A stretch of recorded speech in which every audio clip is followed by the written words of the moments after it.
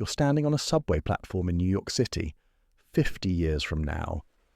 The familiar rumble approaches, but something feels different. The train slides into the station with mechanical precision, doors hissing open to reveal, well, almost emptiness. In the corner of the car, a cockroach the size of a small terrier raises its antennae, testing the air. It approaches the door sensors with deliberate confidence, triggering them to stay open just long enough for its colony to board. The doors close, the train departs, and you realise you're watching public transportation being used exactly as intended, just not by the species that built it. Your heart might be racing a little right now, because that future isn't some distant science fiction fantasy.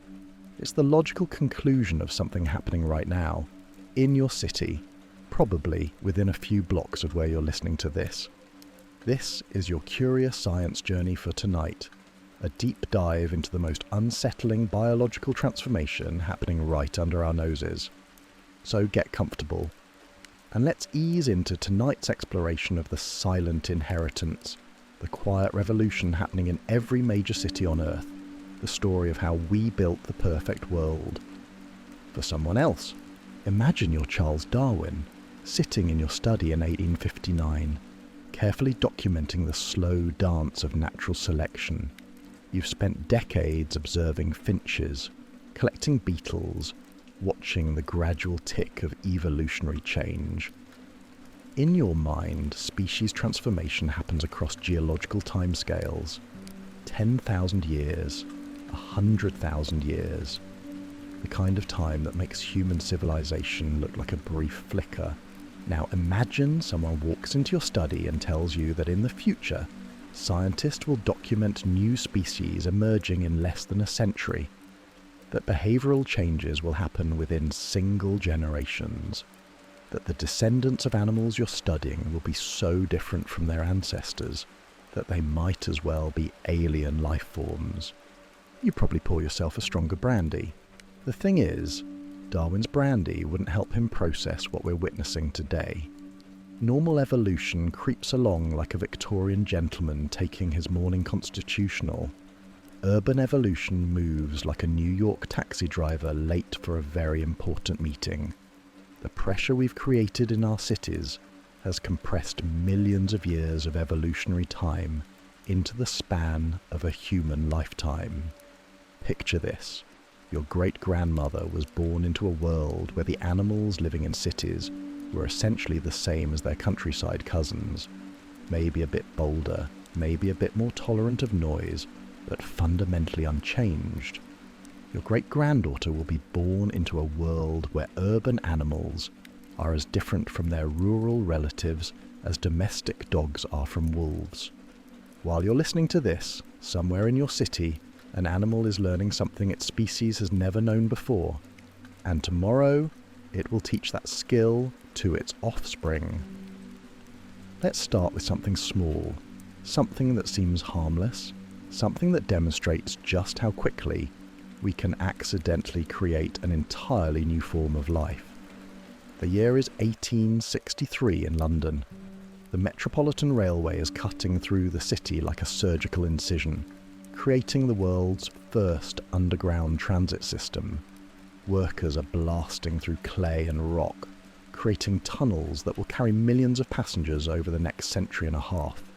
In the process, they're also creating something unintended, a perfectly isolated ecosystem 100 feet below the surface. Now imagine you're a mosquito. Your scientific name is Culex pipiens, and your ancestors have been living more or less the same way for millions of years.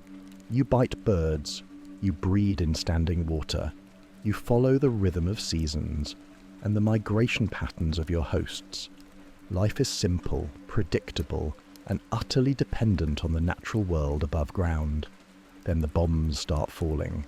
It's 1940 and London is under siege. Night after night, German bombers rain destruction on the city above. Thousands of people flee underground, crowding into the newly built subway tunnels. They bring with them warmth, carbon dioxide, and most importantly from your perspective, blood. Lots of it. Human blood, which your species has never really bothered with before. The tunnel entrances collapse, the exits seal, and suddenly you and your fellow mosquitoes are trapped in a world that has never existed before on Earth. Humans, standing water from broken pipes, and the constant temperature of the deep Earth. Most species would die. You should have died. But life, as it tends to do, finds a way. Within 80 years, something extraordinary happens.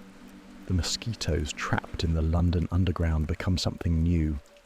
They develop a taste for human blood exclusively. They lose their need for seasonal temperature changes. They begin breeding year-round in an endless cycle of reproduction. Most remarkably, they become genetically incompatible with their surface cousins. Scientists try to breed them with regular mosquitoes. The offspring are sterile. They've become what biologists call a separate subspecies in less than a human lifetime. They've evolved in the same amount of time it took for rock and roll to go from Elvis to hip-hop. Your grandmother could have witnessed the birth of an entirely new form of life simply by taking the wrong subway line. Now let's talk about something you hear every morning, but probably don't really notice. The dawn chorus, the sound of birds greeting the day with complex songs that have remained unchanged for thousands of years. Or rather, had remained unchanged. You're a male white-crowned sparrow in 1970. You're sitting on a branch in Golden Gate Park, and you've just learned the most important skill of your life. How to sing. Not just any song. The song. The intricate multi-note melody that will determine whether you get to pass your genes to the next generation. Your song is your identity, your calling card, your everything. Your father taught you this song. His father taught him. And so on, stretching back through countless generations of sparrows who sang the same basic melody with minor variations. It's a song designed to carry across miles of open space, through forests and meadows, reaching the ears of potential mates and warning away competitors. Now, fast forward to today. You're a white-crowned sparrow in San Francisco, and you're trying to attract a mate. You open your beak and nothing. The roar of traffic drowns out your ancestral song like a whisper in a hurricane. Cars, buses, motorcycles, construction equipment, all producing sound at exactly the frequencies your species has used for communication since the Pleistocene. So you adapt. You have to. Evolution doesn't care about tradition. You start singing higher, louder. You strip away the complex trills and warbles that made your ancestors' songs so beautiful, so rich with information. You develop what scientists call an urban song. Shorter, simpler, pitched at frequencies that can cut through traffic noise like a police siren. And it works. You attract a mate, you breed, you teach your offspring the new song. Within a generation, the entire urban population of white-crowned sparrows is singing a completely different tune than their rural cousins. But the disturbing truth? When scientists play recordings of rural sparrow songs to urban birds, they don't respond. The songs are so different that they no longer recognize each other as the same species. The urban birds have lost the ability to communicate with their countryside relatives. We've accidentally created a sound barrier between populations of the same species. We've forced birds to choose between their evolutionary heritage and their survival in our cities. They chose survival. They always do. The examples I've just shared, they're not anomalies. They're not rare exceptions to the rule of slow evolutionary change. They're the new normal. Every major city on Earth is now an evolutionary laboratory, running thousands of experiments simultaneously. We've created selection pressures that would have taken millions of years to develop naturally. We've compressed the timeline of speciation into human timescales, and the pace is accelerating. Think about it this way. Your great-great-grandmother lived in a world where the fastest thing most animals ever encountered was a galloping horse. Your great-great-granddaughter We'll live in a world where urban animals navigate traffic moving at 70 miles per hour, avoid drones flying overhead, and compete for resources with artificial intelligence systems. The evolutionary pressure we're creating is exponential. Each generation of urban animals faces challenges that would have been incomprehensible to their ancestors, and each generation finds ways to not just survive, but thrive. We've become the greatest evolutionary force in Earth's history, greater than ice ages, greater than asteroid impacts, greater than continental drift. We're reshaping life itself at a pace that would make Darwin's head spin. And the animals, they're keeping up. They're adapting. They're evolving. The question we need to ask ourselves is simple. What happens when they get better at living in our cities than we are? Let me tell you about a raven named Betty. She lived in New York City, and she was about to do something that would fundamentally challenge our understanding of animal intelligence. Betty was presented with a problem that no raven in the wild had ever encountered. A piece of food was placed in a narrow tube, too deep to reach with her beak. Next to the tube were two pieces of wire, one straight and one with a small hook at the end. Betty looked at the situation for exactly 11 seconds. Then she picked up the straight wire, bent it into a hook using her beak and the edge of the tube, and fished out the food. Your first thought might be, clever bird. Your second thought should be, how did a species that evolved in forests and meadows develop the cognitive flexibility to manipulate human-made materials in ways that solve human-designed puzzles? The answer lies in the pressure cooker we've created called urban living. Imagine being a raven. 50 years ago, living in the mountains of Colorado. Your biggest intellectual challenges involve remembering where you cached food and figuring out which predators to avoid. Your brain is perfectly adapted for this life, and it's also capable of so much more.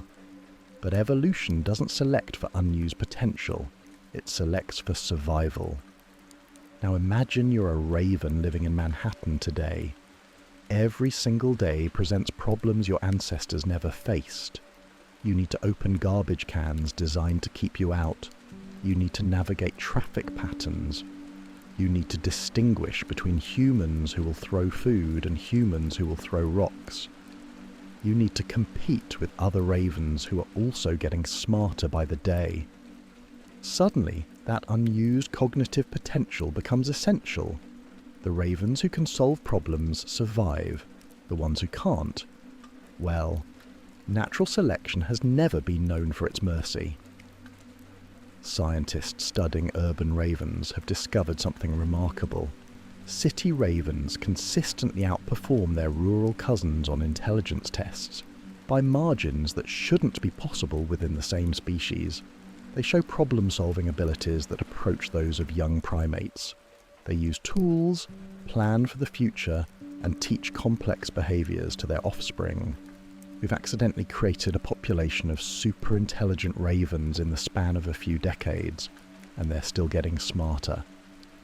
Now let's talk about raccoons, because if ravens are the honour students of urban evolution, raccoons are the ones who figured out how to hack the school's computer system.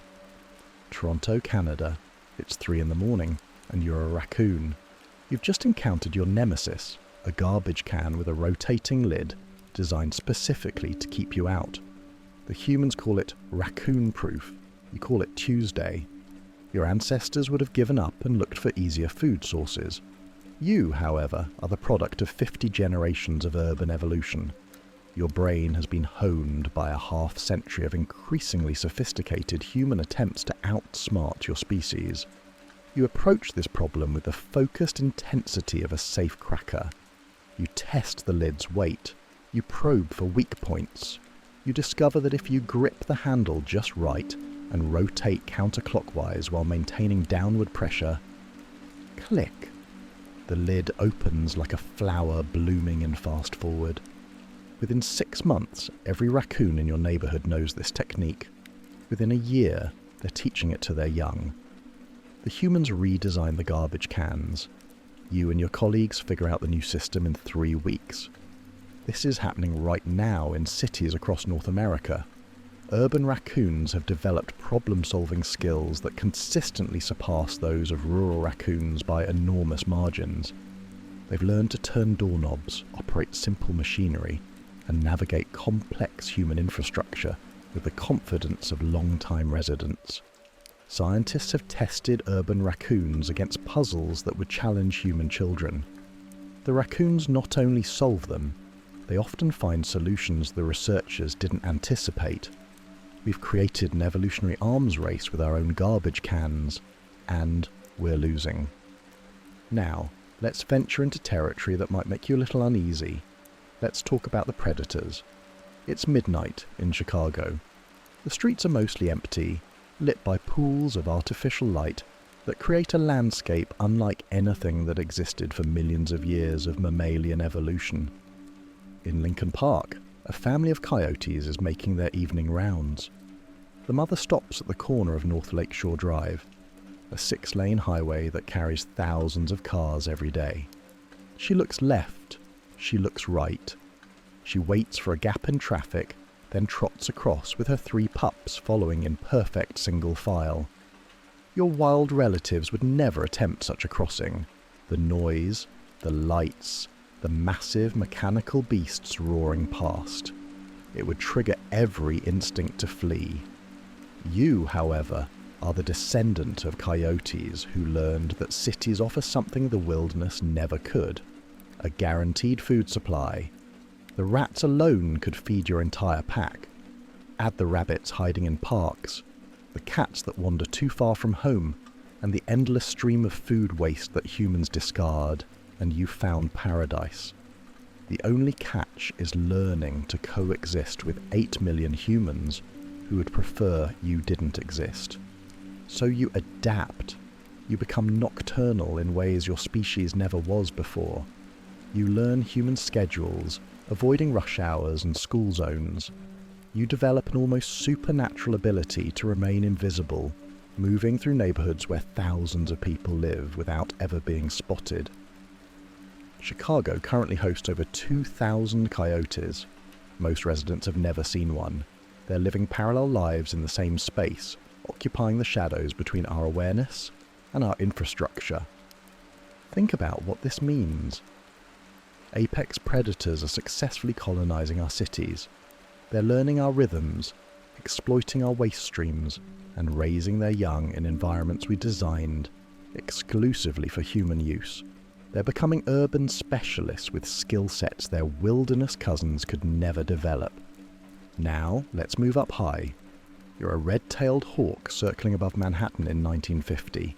Below you is a city, but it's still recognizably connected to the natural world.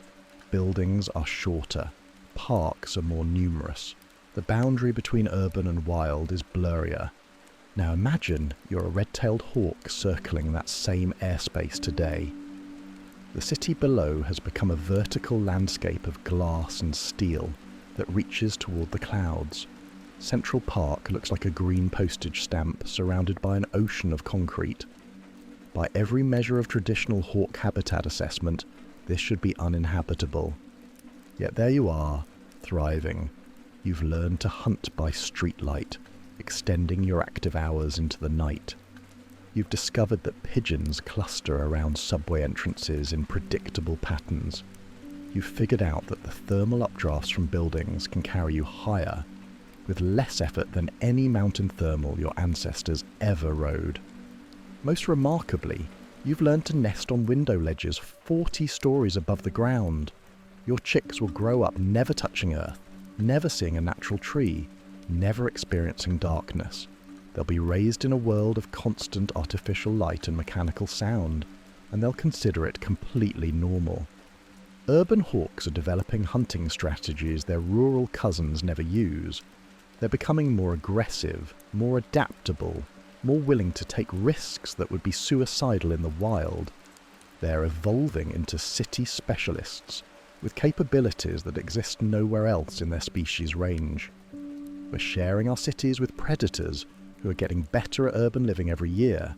predators who know our schedules, exploit our infrastructure, and raise their young in our shadows. Now, our story is about to take a turn that might make you question everything you thought you knew about the relationship between humans and urban wildlife.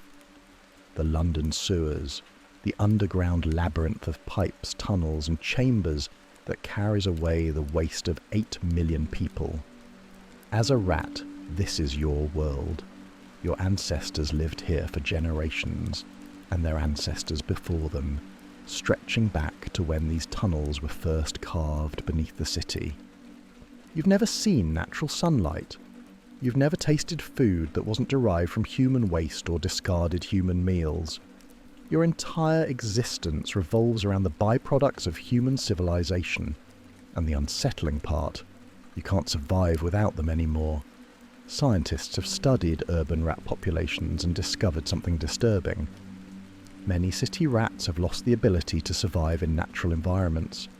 Their digestive systems have adapted to processed human food to such an extent that natural plant matter makes them sick.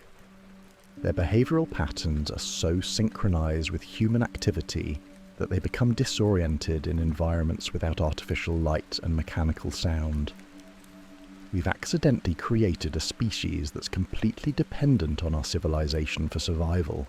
They're not only living alongside us, they're living as part of us. This dependency runs deeper than you might think.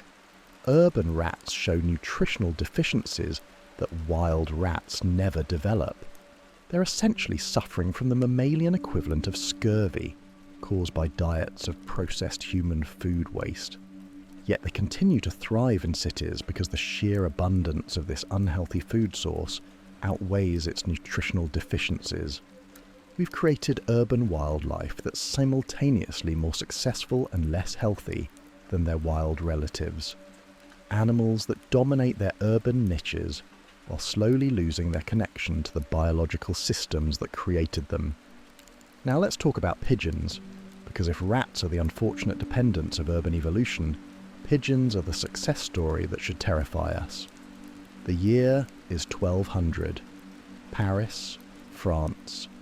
You're a rock dove living on coastal cliffs, following migration patterns that have remained unchanged for millions of years.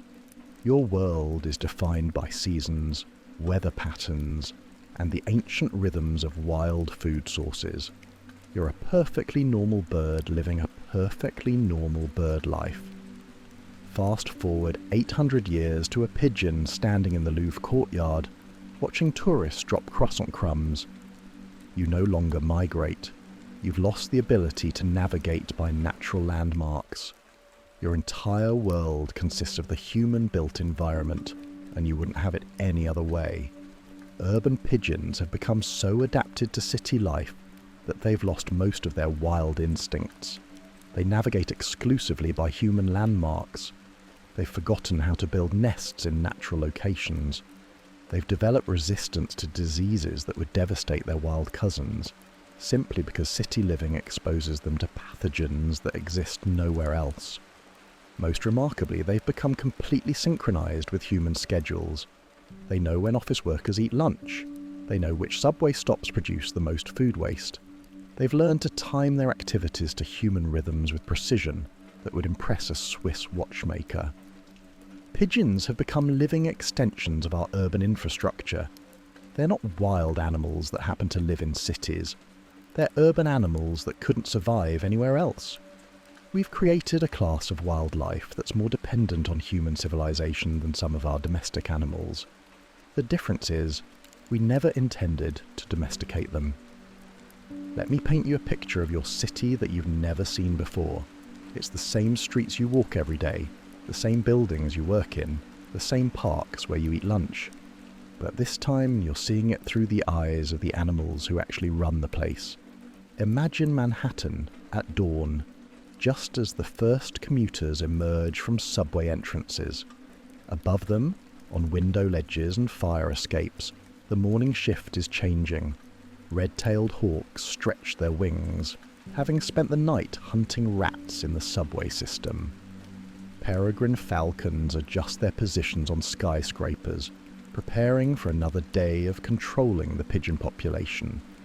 In Central Park, coyotes are finishing their final rounds before disappearing into hiding spots that no human has ever discovered. This is your city's invisible management system, a network of predators and scavengers that maintains the urban ecosystem with efficiency that would make any city planner weep with envy. You probably think humans run your city. The mayor, the city council, the thousands of municipal employees who keep the lights on and the garbage collected. But the uncomfortable truth is, the animals are doing most of the actual work. Let's start underground because that's where the real action is. Beneath your feet, millions of rats are processing the organic waste that your garbage system can't handle. They're breaking down food scraps, cleaning up spills, and converting urban detritus into fertilizer for the few plants brave enough to grow in city soil. Without them, your city would be buried under its own organic waste within months. Think of rats as your city's digestive system. They consume what you discard, process what you can't recycle, and turn your waste into energy that feeds the rest of the urban food web. It's not pretty, but it's absolutely essential. Move up to street level and you'll find the cleanup crew. Pigeons, crows and gulls form an aerial sanitation department that operates around the clock. They collect food waste from sidewalks, parks and outdoor dining areas with systematic efficiency. A single pigeon can consume hundreds of food scraps per day, preventing the accumulation of organic matter that would otherwise rot and create serious health hazards. Crows, in particular, have developed specialized urban behaviors that benefit both their species and human city dwellers. They've learned to identify and consume roadkill before it begins to decompose, removing potential disease vectors from urban environments. They collect and redistribute organic matter from dense urban areas to parks and green spaces, essentially fertilizing the only natural areas left in many cities. Now look up at the buildings around you. Those hawks I mentioned earlier, they're your city's pest control department. A single red-tailed hawk consumes approximately 1,000 rodents per year.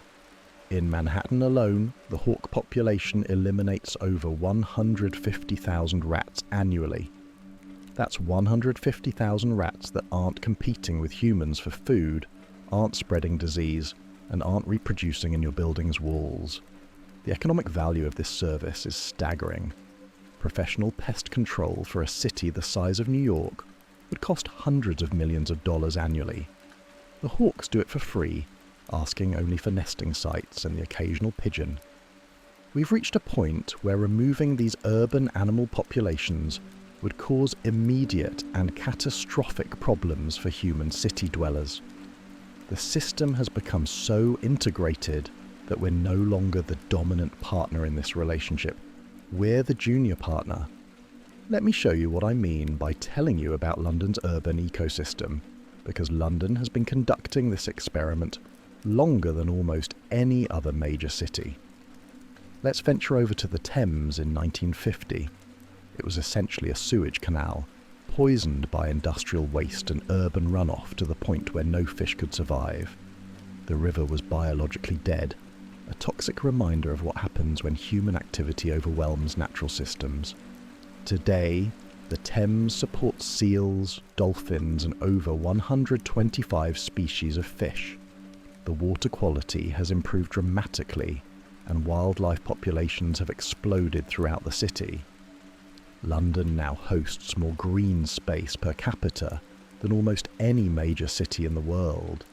You might think this transformation was accomplished through human intervention and environmental regulation, and you'd be partially right, but the real heroes of London's ecological recovery were the animals who colonised the city and began repairing the damage we'd created.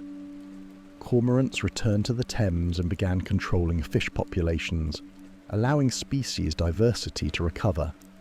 Herons established hunting territories along the riverbank, creating natural filtration systems as they stirred sediment and aerated shallow water. Otters moved back into the urban watershed, serving as apex aquatic predators and indicating that the ecosystem was healthy enough to support complex food webs. Most remarkably, London's urban bird populations began creating what ecologists call novel ecosystems, biological communities that exist nowhere in nature but function with remarkable efficiency in urban environments. Mixed flocks of native and non-native species developed feeding strategies and nesting behaviours that maximise the use of urban resources while minimising conflict with human activities. These novel ecosystems now provide services to London that would be impossible to replicate through human technology. Urban bird populations control insect pests more effectively than any pesticide program. Urban plant communities, supported by animal-distributed seeds and fertilizer, filter air pollution and manage stormwater runoff. Urban predator populations control rodent and small mammal numbers at levels that prevent disease outbreaks and property damage. London has become a city where the non-human residents are actively maintaining the environmental conditions that allow 8 million humans to live in relative comfort and health. We didn't plan this. We didn't design it. We certainly didn't expect it. It happened anyway. Here's what should keep you awake tonight, even as your eyelids grow heavy and your breathing slows. We've created urban ecosystems that function more efficiently than the natural systems they replaced, and we can't control them anymore. Picture your city experiencing a major disruption. A natural disaster, economic collapse, infrastructure failure, any event that significantly reduces human population or activity. What happens to the urban ecosystem we've accidentally created? In the short term, the animal populations would explode. Without human presence to limit their activities, urban predators would expand their territories and hunting times. Scavenger populations would initially suffer from reduced food waste, but would quickly adapt by shifting to new food sources. The urban ecosystem would reorganize itself around the changed conditions. Within a few years, you'd have something that's never existed in Earth history. A fully functional urban ecosystem operating independently of human management. Streets would become hunting corridors. Buildings would serve as nesting and denning sites for species that never used vertical habitat before. The infrastructure we built for human use would become the foundation for a completely new type of biological community. We've seen it happen in areas where human populations have declined rapidly. Chernobyl, Detroit, parts of post-industrial England. Wherever humans have abandoned urban areas, wildlife has moved in and created functioning ecosystems within the abandoned infrastructure. The animals we've trained to live in our cities are perfectly capable of continuing to live there without us, and shockingly, they might be better at it than we are. Urban animals have developed skills that most humans lack. They can navigate city streets safely in all weather conditions. They can find food and water sources that we can't access. They can create shelter using materials and spaces that we've overlooked. They've learned to coexist with infrastructure systems that baffle many human residents. We've accidentally created a class of urban wildlife that's more adapted to city living than the majority of human city dwellers. The symbiosis is complete. Sweet dreams. And remember, no matter how evolved we get, there's probably a cockroach somewhere out there evolving just as fast.